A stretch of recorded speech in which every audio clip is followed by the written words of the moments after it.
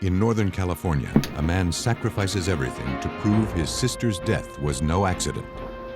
A sympathetic detective with a brilliant theory becomes his only ally.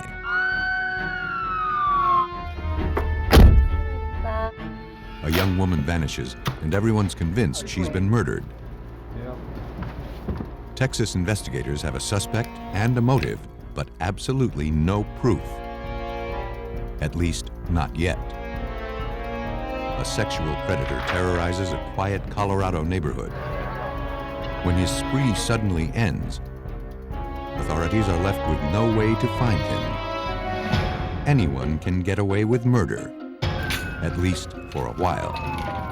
But as long as a murder remains unsolved, it also remains open. And justice favors the unforgotten.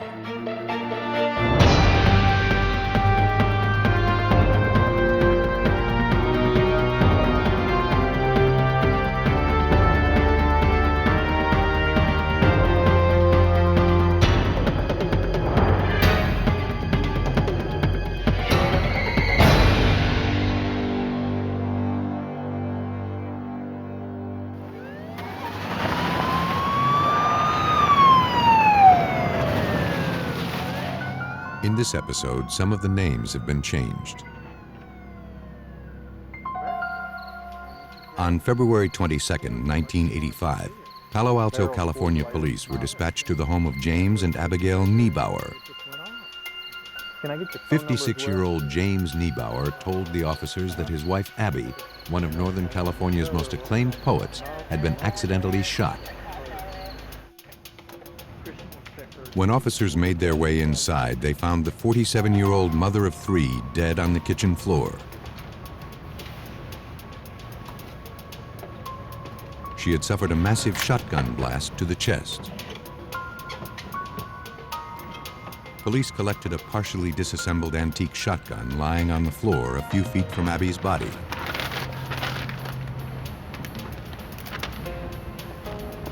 On a nearby table, police noticed polish, rags, and other cleaning supplies. Crime scene technicians photographed the scene.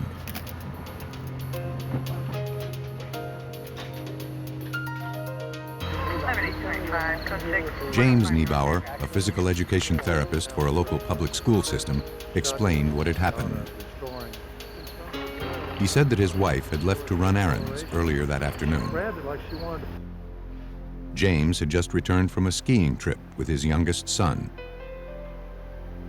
He worked to finish restoring an antique shotgun that he planned to give to one of his children as a gift. When Aby returned home a few hours later, he was anxious to show her the progress he had made. While she was admiring the workmanship on the barrel, the shotgun inexplicably fired. James had no idea that the old gun was loaded, nor could he explain why it fired. He couldn't believe that his wife of 27 years was gone. At autopsy, the coroner established the official cause of death as a gunshot blast to the victim's heart. Aby's death had been instantaneous. The examiner also studied the powder burns left on her blouse. Based on their size and location on the sleeves, he concluded the burn patterns were consistent with James's story, that Aby had been reaching toward the barrel when the shotgun misfired. But as news of the shooting began to spread through Palo Alto, Aby's friends came forward to police, convinced that her tragic death was anything but an accident. One close friend told police that James and Aby's 27-year marriage had turned bitter in recent years. The Nibauers, she said, had stayed together only for the sake of their three children. In fact, Aby planned to file for divorce after their youngest son left for college in a few months. God, it will look just great. Until then, Aby hoped to minimize the tensions in the house by converting the couple's garage into her own apartment. But James refused to let go. He would often explode into a rage, accusing Aby of seeing other men.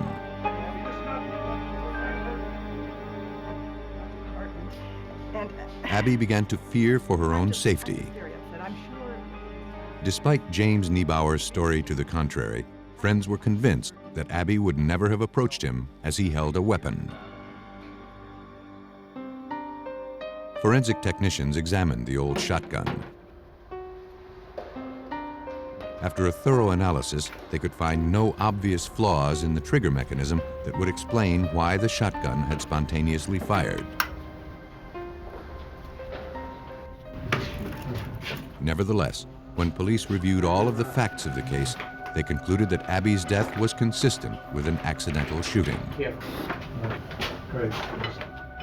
The shotgun and Aby Nibauer's clothing were returned to her husband.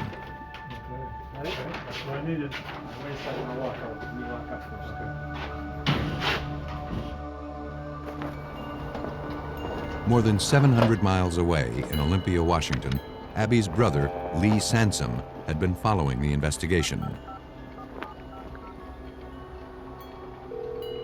Aware of his sister's turbulent marriage, he also refused to accept that her death had been an accident.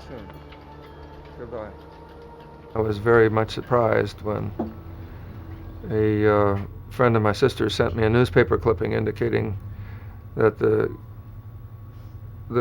shooting had been declared an accident by the police. That was completely the last thing that I thought would happen. Aby's brother traveled to the Palo Alto District Attorney's office, hoping to convince them that this case demanded a closer look. Though he had no physical evidence, he believed he could establish a motive for murder. He said that just 2 weeks before Aby's death, the estate of their recently deceased parents had been settled. Aby's inheritance was $180,000. She confided to her brother that she planned to keep it in an account where James couldn't touch it. However, if Aby died before her divorce was finalized, the money would automatically go to James Nibauer, which is exactly how it was playing out. But ultimately, authorities weren't swayed. And Lee Sansom quickly realized that if he was going to find justice for his sister, he would have to come up with solid physical evidence on his own. As he struggled to find a way to expose his brother-in-law's crime, he received a letter from authorities in Palo Alto. I got a letter back saying that they didn't really feel that there was any reason that the local prosecutor probably knew what they were doing, and that there was no reason for them to look further into it. Unwilling to accept the official ruling, Sansom made a difficult decision. He quit his job as a computer programmer and began investing all of his time and money to finding justice for his sister. Financially, I lost everything that I had put aside for my retirement and that I had inherited from my parents. And as I say, there were huge gaps of time in which I was waiting for some results. It was very difficult.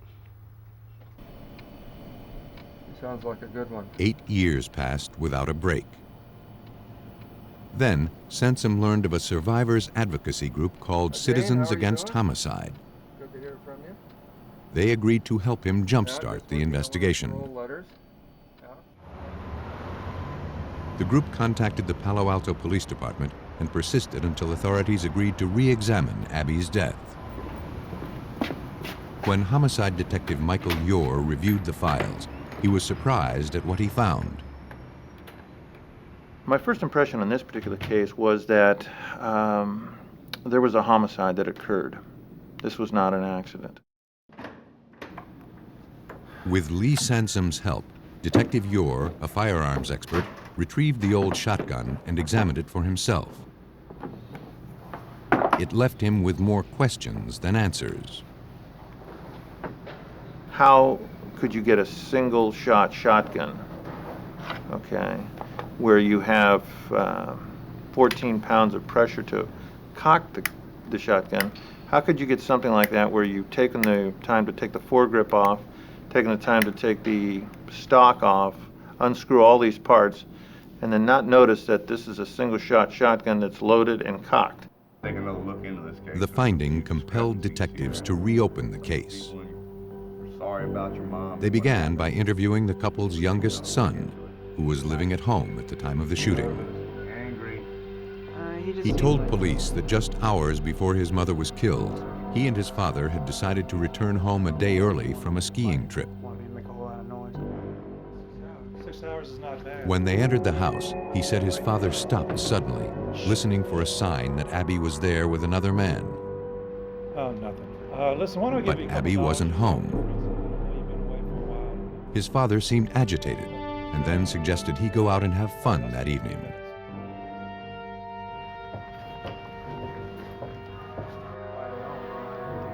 The son thought this was peculiar, since his dad rarely let him go out, even on weekends.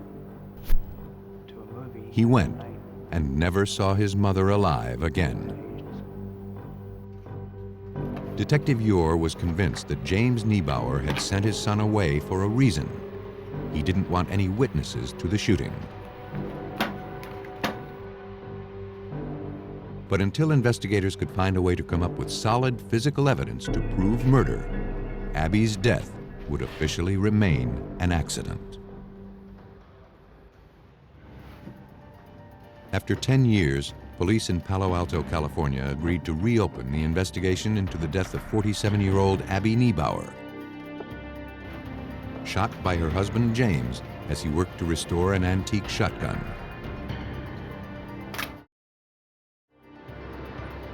Though they now suspected she had been murdered, investigators lacked the physical evidence to prove it. Convinced that something had been overlooked years before, Detective Michael Ure examined the coroner's report. The medical examiner had stated that the powder burns on Aby's sweater were consistent with her reaching out toward the gun barrel when it fired. When Detective Ure viewed the photos for himself, he came to a different conclusion. The powder burns, he noticed, were on the outside forearm area of the sweater. That doesn't match up with somebody reaching out and being shot directly into the chest. So that's what initially caused me to sit back and say, how else could it have happened? Once again, on the 21st of To find out, Detective Ure devised his own forensic experiment using the antique shotgun. With mannequins donated from a department store and white dress shirts from his own closet, the detective set out to replicate the powder burns on Aby's clothing, using James's version of events as his starting point. 22 inches from high. But that scenario failed to reproduce the same patterns. The arm is 27. Ure continued to adjust the position of the mannequin's arms and his firing distance. After several days of test firing, he was finally able to replicate the burns on Aby's clothing. On the chest. At 11 inches away, the shotgun blast produced identical burn patterns. And the defensive position of the arms suggested that Aby Nibauer knew what was about to happen to her. And now this changes the scenario from she was looking at the bright colors that were on the weapon itself, voluntarily having a shotgun placed at her heart and doing it with her consent, to her now having a shotgun placed at her heart and her in an Alfred Hitchcock terrified position. An independent forensics authority confirmed Detective Ure's test results. And now, the Palo Alto District Attorney was convinced that James Nibauer had murdered his wife. James Nibauer, now 69 years old, was arrested at the Seattle-Tacoma International Airport as he returned from a trip to Germany. You have the right to remain. He was extradited to California, where he stood trial for the murder of his wife. Police believe that James Nibauer recognized his marriage was over. And the only way to cash in on Aby's recent inheritance was to kill her before the divorce was finalized. Aby, can you come here for a minute? After sending his son out of the house, James loaded and cocked the old shotgun and waited patiently for his unsuspecting wife. As she stepped into the kitchen, he fired, killing her instantly.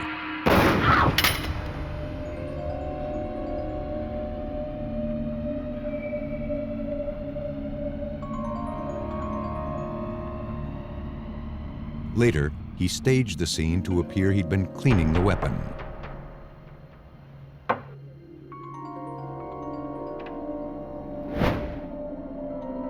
In 1999, James Nibauer was convicted of first-degree murder and sentenced to 27 years in prison. For the victim's brother, Lee Sansom, it was the end of a long struggle for justice, but not the end of the mystery. I still wonder why Jim Nibauer could take my sister's life after being married to her for all those years, and do it in not in an angry way, but in a carefully planned way. And I still wonder how he could do that. Though some homicide investigations can linger for years without a break, justice has a long memory. And advancing forensic technology can heat up an otherwise cold case. Houston, Texas, July 25th, 1987. In the afternoon hours, a road crew working along a rural highway prepared to finish up their day's work. Without warning, a passing motorist suddenly opened fire. One of the workers was hit in the leg. A co-worker managed to get the pickup truck's license number as the vehicle sped away. The information was quickly called into the Harris County Sheriff's Office. Within a few hours, Detective Marcel Dion had traced the tag to a car dealership owned by a man named Michael Neal. Police went to the car lot to interview Neal about the shooting.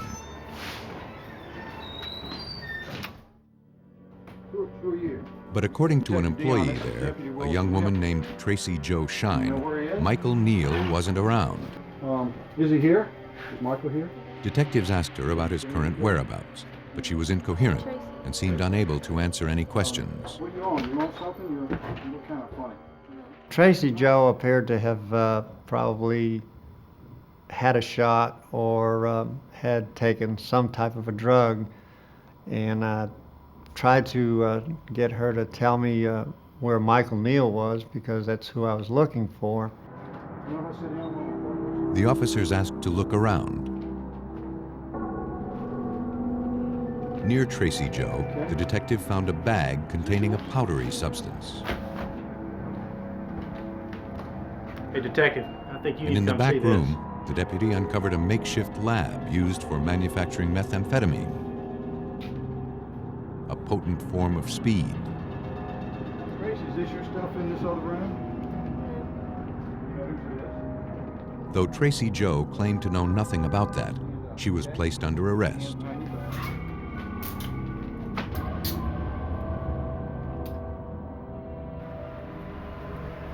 Bobby Neal, Michael Neal's brother and co-owner of the car dealership, was also arrested on drug charges. Now, with drug charges pending, Tracy Joe was willing to talk to police about Michael Neal. Straight shooting. And we're trying to look out for you, because this is no... She said she and Michael were romantically involved. I really don't think you were In fact, responsible the for two it. shared a house. And so what I... But you can Though do she it. didn't know where he currently was, she told police that he was the man who had shot the road worker. Well, I gotta take you back in the lot. She said that she and Michael Neal had gone out joyriding in his pickup truck. He was firing a handgun at random targets and thought it would be funny to shoot at the workers. Tracy Joe didn't know that he intended to actually hit them. She said she would be willing to testify against her boyfriend if police agreed to drop the drug charges against her. Until then, she refused to make an official statement. Tracy Joe was released on bail. When she left that, she told me she would get back with me and help me with the case. But more than a month went by without a word from the witness.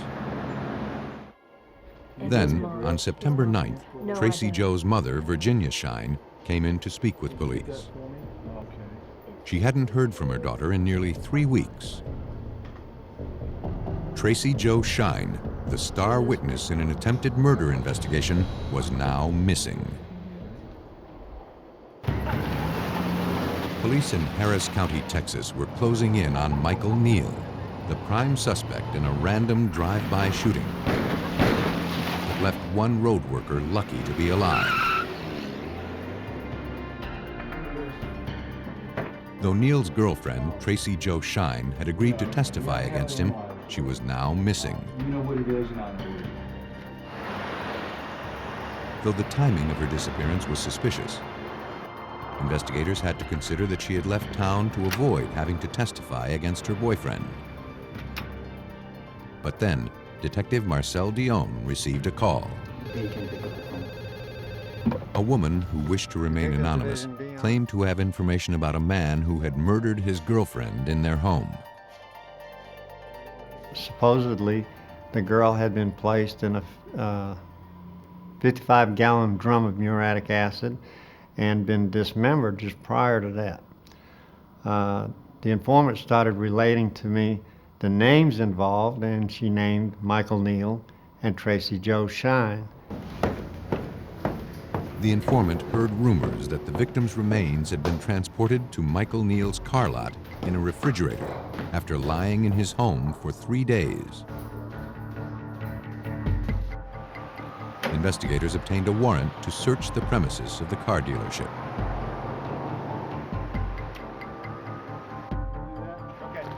Though Michael Neal was not at work, Harris County authorities began searching the area. On the side of the building, technicians found an abandoned refrigerator. It was unplugged and wide open, as if it were being aired out. It appeared to have been recently cleaned, but as examiners soon learned, not thoroughly enough. Debris still clung to its surfaces, including what appeared to be a small fragment of flesh. Investigators collected the sample and sent it off to the lab for analysis. In 1987, DNA testing was in its infancy and required large samples. With such a small sample to work with, examiners were only able to conclude that the DNA extracted from the refrigerator was human and that it had come from a female. The process had consumed the entire sample, precluding any further testing. For investigators, the finding of female human tissue, however, supported the anonymous caller's statements that Tracy Joe Shine had been murdered.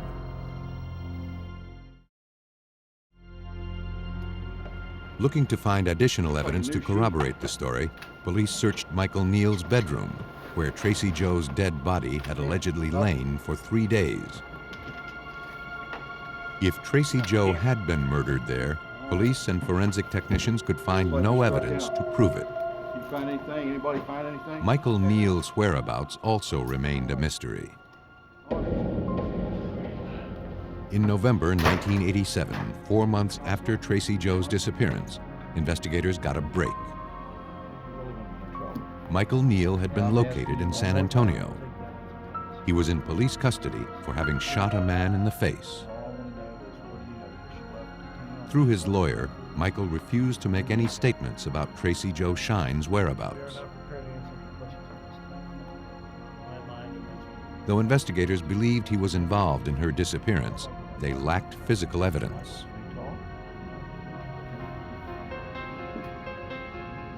If you bring a case like this in front of a jury, and a jury says, well, what if we convict this guy, and then Tracy Joe shows up? And it's very hard to, when somebody disappears, to assume that this person is dead. Investigators would have to find another way to make their case. They interviewed dozens of inmates serving time with Michael Neal, hoping the suspect had bragged about the murder. But other than rumors, no one had any useful information. For months, detectives searched the surrounding area, hoping any sign of the missing woman would turn up. But the investigation into Tracy Joe Shine's disappearance turned cold. And it would remain that way for the next 12 years. By 1999, Harris County detectives had formed a cold case squad to deal with a growing number of unsolved crimes. While assessing old files, they came across Tracy Joe Shine's case report. They agreed her disappearance demanded a closer look. And though more than a decade had gone by, Detective Roger Wedgeworth believed the passage of time could work to his benefit. People get divorced. Wives are more likely to talk about an ex-husband than they are to talk about a present husband. People aren't threatened by individuals anymore. They could be incarcerated, something like that. So time helps us that way. How you doing? One of the people mellowed by time was Michael Neal's brother, Bobby, who had been imprisoned 12 years earlier for manufacturing methamphetamines.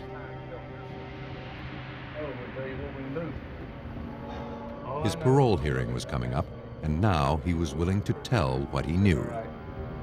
Whatever.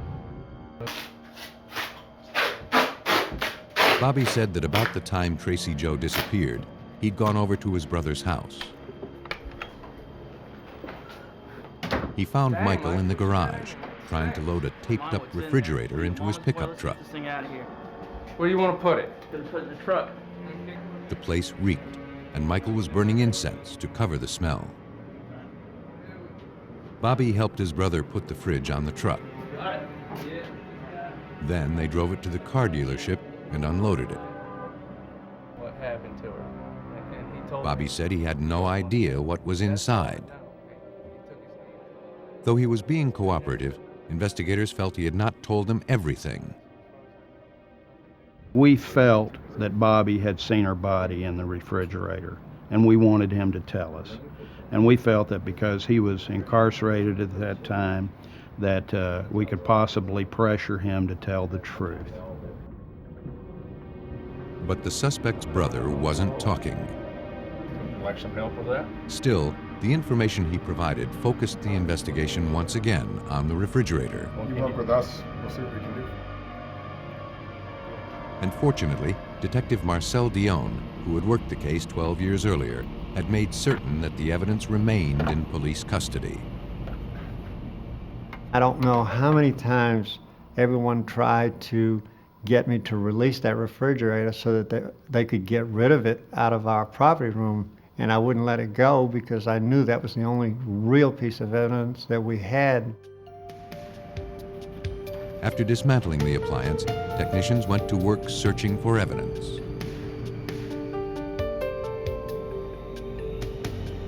They found and collected several biological samples that had gone previously undetected. Though investigators had no known samples from Tracy Joe to compare it to, the evidence was sent to GeneScreen, a DNA testing laboratory that opened in the year after Tracy Joe disappeared. But the police property room where the refrigerator had sat for 12 years was not climate controlled. And senior forensic scientist William Watson was not optimistic. I did not believe that there was a good chance of generating a DNA profile from the samples that they had, just because of the condition that they were in and the environment that they had been in. And in fact, the samples were too degraded for conventional DNA testing. However, a new procedure was being developed.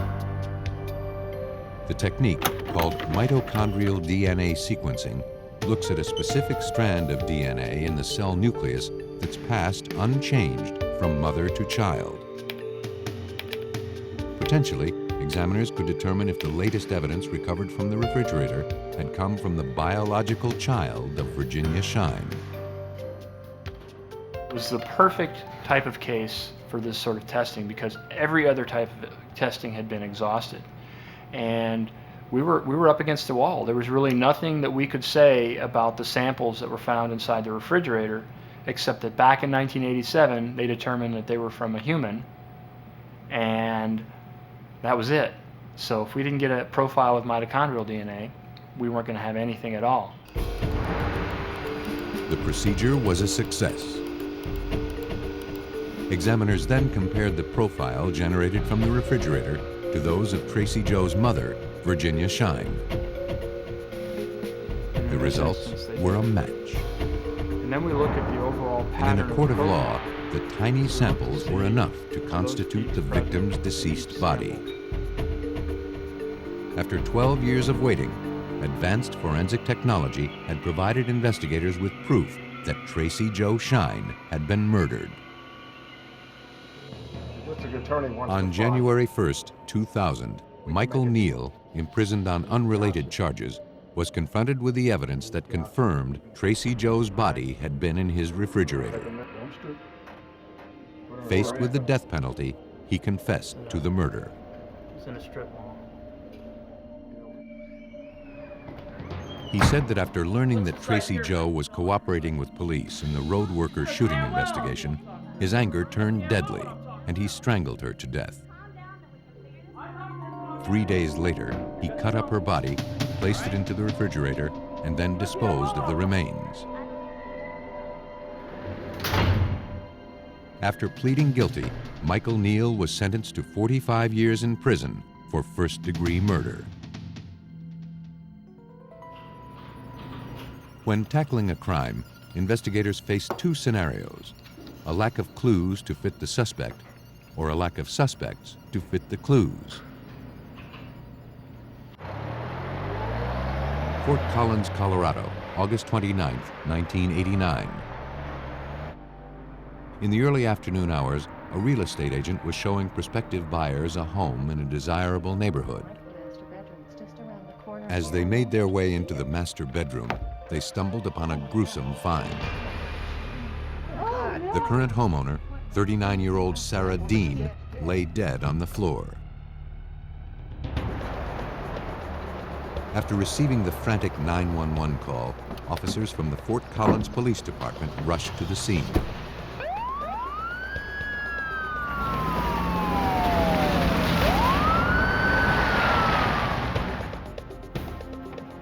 There, in the second-floor bedroom, they found the victim with a telephone cord wrapped tightly around her neck. Saradin had also been sexually assaulted. Right. A spilled cup of water found near her body suggested she had been taken by surprise. Police searched the nearby bathroom. Chances are this has got a lot. In the bathtub, they located debris that had been tracked in from the outside. The window was unlocked. For investigators, this marked the killer's likely entry point. Looking to uncover additional evidence, crime scene technicians applied a laser wand throughout the area, which causes the proteins found in bodily fluids to fluoresce.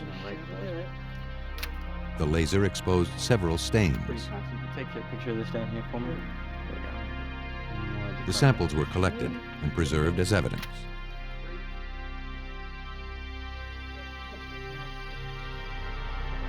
As police processed the outside of the house, they located and collected a palm print on the locked kitchen window. but there was no telling when it might have been left there or by whom. No ladder marks or any other signs of a forced entry were found.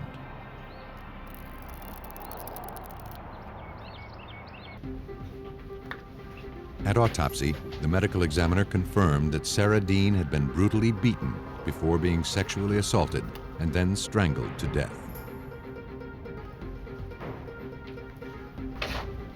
The medical examiner collected additional biological evidence,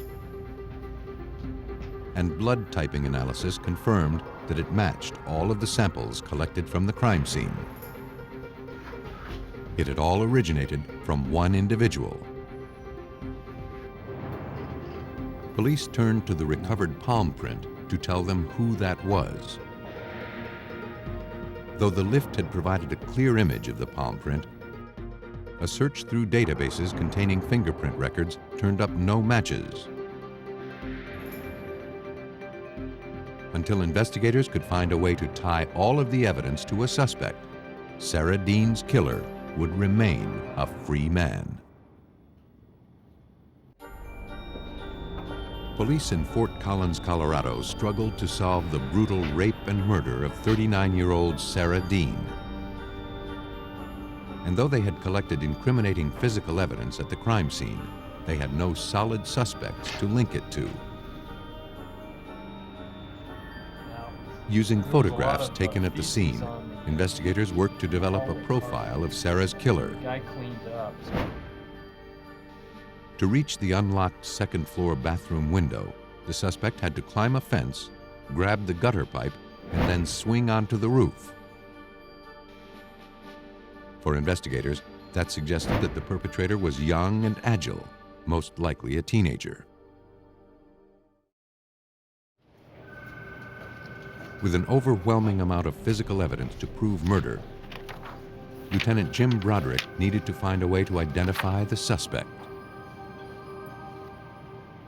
I guess there was kind of a sense of confidence the whole time we were working it, is that we were finding evidence of the intruder. It was just a matter of identifying who the intruder was. Lieutenant Broderick ran the victim's name through the law enforcement database. Saradin's name had recently been entered into the system. She had filed a police report 10 days before she was murdered. According to the reports, Sarah called police after returning home late one night to discover that her home had been robbed. Among the items stolen were a tape player, a red and blue gym bag, 2 bottles of wine, and several pairs of black underwear. But the responding officers had found no signs of forced entry and no clues to the robber's identity. That investigation quickly went cold. For investigators, the fetish aspects of the robbery and the sexual nature of the homicide made it easy to connect the two crimes.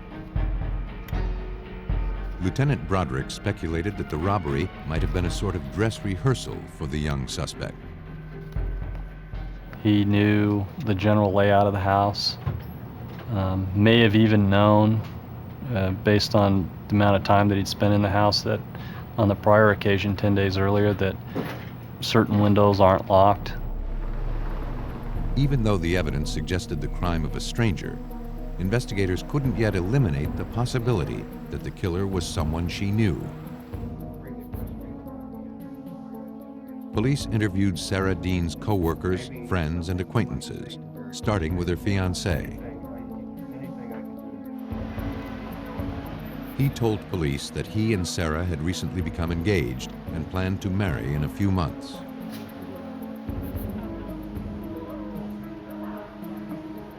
They were excited about their future together.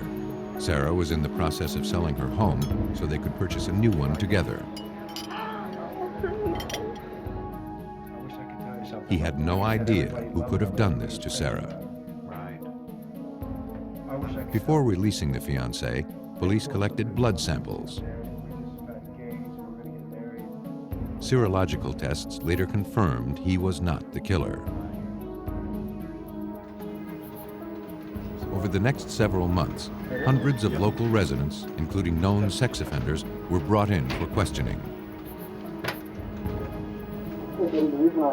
All were asked to submit blood samples. I'll bet you there was 300 to 400 people that actually had blood samples drawn from them and compared to the evidence at the scene, but no one was being matched up.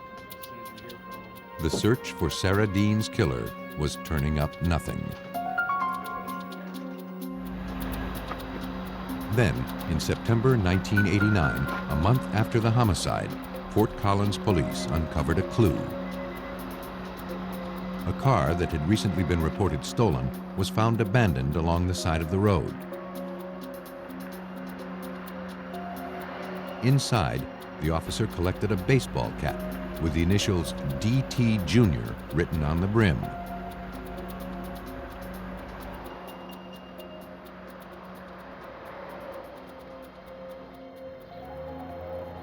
Believing teenagers had stolen the car, burglary detectives contacted area high schools and looked for students with those initials.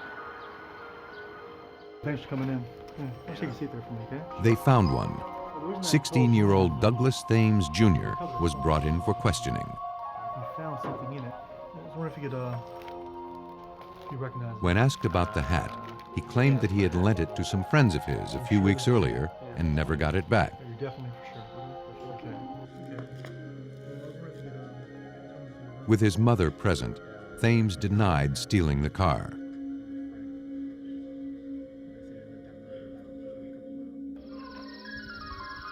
Within a few hours, police had located the two young men. They not only admitted stealing the car, they also confessed to being part of a gang responsible for robbing a few area homes. They showed police where they kept their stolen property. Among the electronics and other goods, police found a red and blue gym bag, like the one reported stolen by Saradin 10 days before her murder.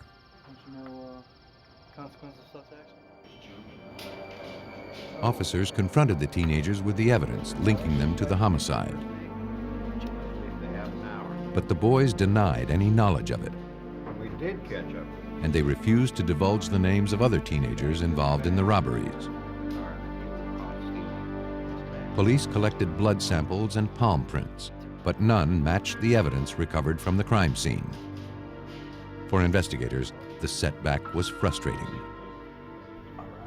Over the course of the next 4 to 5 years, there's just nothing coming in. I mean, there's good leads based on people arrested in other jurisdictions for similar crimes, but you know, you do the serological testing, and it just doesn't match up with our crime scene. 6 years after Saradin was found brutally murdered in her home, police were no closer to finding her killer. By 1995, 6 years had passed since 39-year-old Saradin was found sexually assaulted and murdered in her Fort Collins, Colorado home. Though police had collected an overwhelming amount of physical evidence from the crime scene, they struggled to link it to a suspect. The case had ground to a halt. But in July of 1995, all of that changed. A heating technician working on a furnace in a rented house made a strange discovery.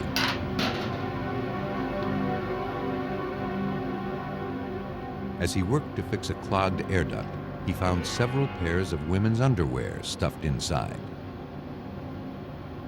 Recalling the details of the Saradin robbery and homicide, he called police.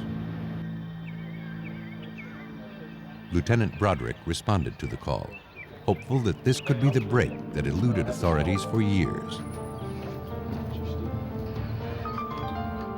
Up inside there? Yeah, that's... When he saw the underwear, he realized they matched the description of those that had been reported stolen by Saradin 10 days before her murder.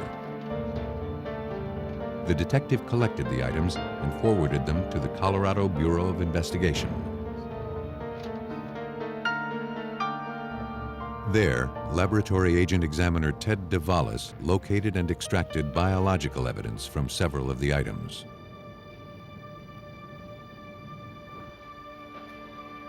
Even though the samples had sat for 6 years in a furnace air duct, Agent DeValis was confident that new DNA technology would allow him to obtain valuable evidence.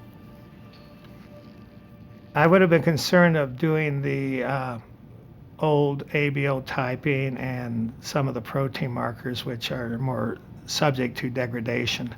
DNA is very stable, and again, what we do is we always go ahead and try to develop a DNA profile to see if we can be successful or not.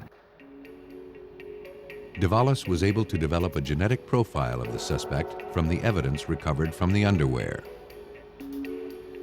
When that was compared to the biological evidence recovered from the Saradin crime scene, DeValis concluded that all of the samples in this case had originated from one individual.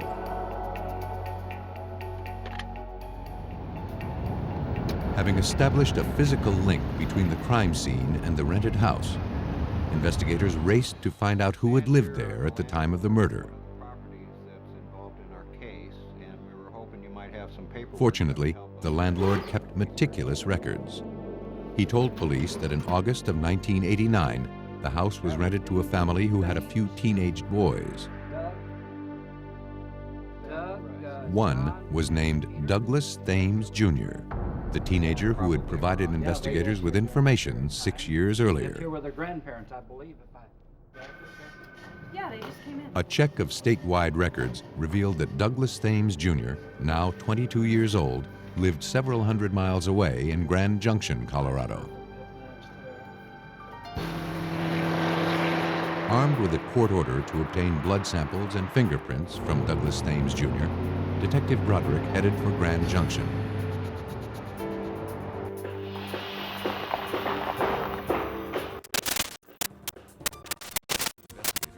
With Thames at his job site, where he worked as a roofer.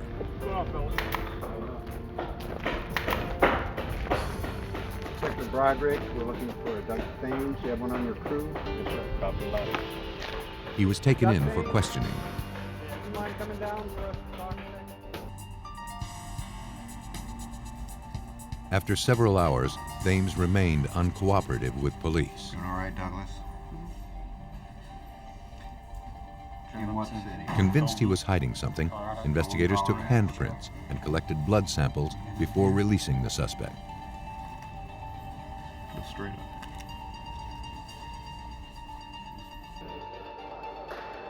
After developing a DNA profile from Douglas Tames Jr.'s known blood samples, Agent DeValis compared it to the evidence found at the crime scene and on the underwear recovered from the furnace. All of the samples matched. Fort Collins police had found Saradin's killer. Police returned to Grand Junction, this time with an arrest warrant. You have the right to talk to a lawyer and have... Douglas Tames Jr. was taken into custody and charged with the 1989 murder of Saradin. Police believe that 10 days after breaking into Saradin's house, the 16-year-old returned, slipping in through the open second-floor bathroom window. Thames caught his victim completely off guard. Saradin probably never knew what hit her. For the crime of first-degree murder, Douglas Tames Jr. was sentenced to life. When a homicide investigation goes unsolved, some killers feel safe to put their deeds behind them. Armed with patience and the latest forensic technology, investigators can heat up a cold case and find justice for the unforgotten.